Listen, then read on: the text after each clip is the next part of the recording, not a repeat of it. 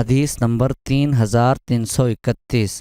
حضرت ابو ہریرہ رضی اللہ تعالیٰ عنہ سے مروی ہے، رسول اکرم صلی اللہ علیہ وسلم نے فرمایا، کسی عورت اور اس کی پھوپھی اور کسی عورت اور اس کی خالہ کو ایک نکاح میں جمع نہ کیا جائے۔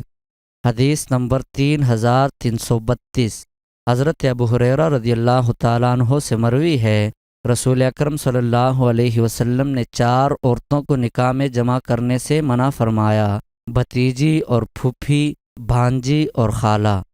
حدیث نمبر 3333۔ حضرت ابو ہریرہ رضی اللہ تعالیٰ عنہ بیان کرتے ہیں کہ میں نے رسول اکرم صلی اللہ علیہ وسلم سے سنا، آپ نے فرمایا، بھتیجی پر پھوپھی سے اور خالہ پر بھانجی سے نکاح نہ کیا جائے۔ حدیث نمبر 3334۔ حضرت ابو ہریرہ رضی اللہ تعالیٰ عنہ سے مروی ہے، فرماتے ہیں رسول اکرم صلی اللہ علیہ وسلم نے اس بات سے منع کیا کہ کوئی شخص کسی عورت اور اس کی پھوپھی، نیز بھانجی اور خالہ کو جمع کرے۔ ابن شہاب فرماتے ہیں، ہم باپ کی خالہ اور باپ کی پھوپھی کو بھی اسی طرح دیکھتے ہیں، ان کا بھی یہی حکم ہے۔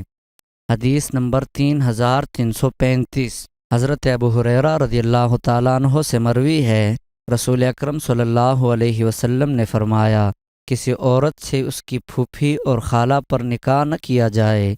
حدیث نمبر 3336۔ ایک اور سند سے بھی حضرت ابو ہریرہ رضی اللہ تعالیٰ عنہ سے اس کی مثل مروی ہے۔